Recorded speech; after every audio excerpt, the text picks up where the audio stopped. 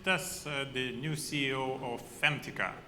And Femtika, you probably know the company name, you heard it, is doing additive and subtractive manufacturing.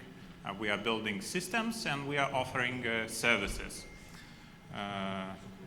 So with the new CEO, well, the new CEO in the company typically appears when there are some changes in the company. So Femtika recently had changes in the owners. So the new owners bring the new waves, and the new CEO also has to make some changes in the company.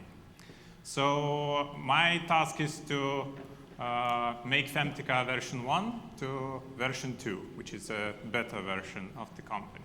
But okay, so Femtika was established in 2013. We are based here in Vilnius. Currently we have 32 people with a PhD degree, also people who are still gaining PhD degrees. We have currently carrying several R&D projects with EU funding, horizontal Eurostars, and we are members of Lithuanian Laser Association, EPIC, and Tools cluster.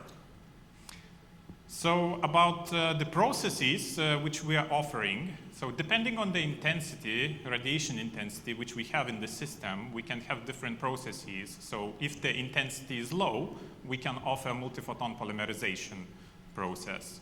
If we, and this works with the oscillators. If we install amplified system in our machine, so we can offer selective glass etching and even more processes like cutting, drilling, marking. But multi-photon polymerization and selective glass etching are the two main processes which we are working on and offering our solutions. So here you can see some examples of structures which we have printed. So with multi-photon polymerization, you can print, the printing resolution is very good comparing to others. So we can print with the resolution of down to 100 nanometers. We have the knowledge to select proper polymers. We can modify these polymers. We can give some functionality to these polymers, and we can print various structures in micrometer scale. Another process where we also work is selective glass etching. So it's also a two-step process like multi-photon polymerization, where you have the liquid, you shine with the laser, then it solidifies, then you wash out, and you have the remaining structure. And with selective glass etching, you start from the bulk glass, where you modify the volume, then you etch in HF or other acid, and you have these 3D nice structures with micrometer resolution. Some of the applications, I'm not sure if the video will start. Okay, to show you, so we have demonstrated printing micrometer scale squid, which actually has some moving parts. And also we can fabricate electro-optomechanical parts which are a bit in a bigger scale, up to 1 millimeter, which can also move. Well, the 3D printing technology is, the beauty of 3D printing technology is that it allows print functional devices out of the printer. Yeah? One of the projects which we carried led to the results where we can modify the metallic surface to control its properties, and we can modify we can turn surfaces into hydrophobic or hydrophilic surfaces, change the color, change the wearness, and yeah. So typically how we work. So the first thing when people come to us, they ask, can you do the task? So in order to check if our knowledge, our systems, and our current processes enable us to fabricate the substrates, we are doing the feasibility study. It's just a proof of principle to demonstrate that with the current equipment, we can fabricate customers' tasks.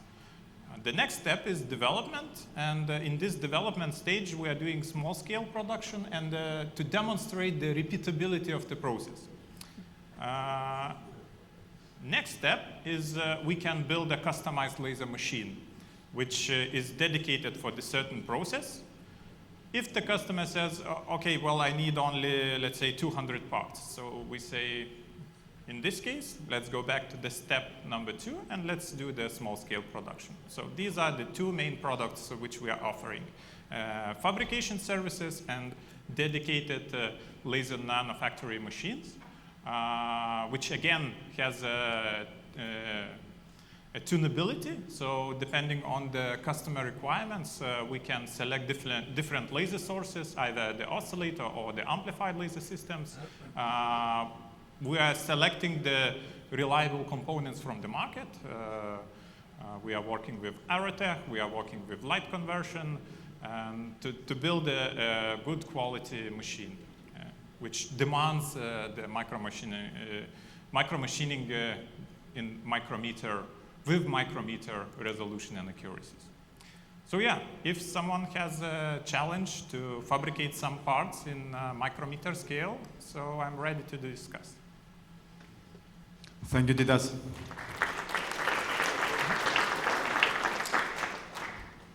Thank you. I have time for a question for Titas. If not, maybe I can ask something. I was curious. There is this very vibrant photonics ecosystem here in Vilnius. How important do you think it is for new spin-offs like yours?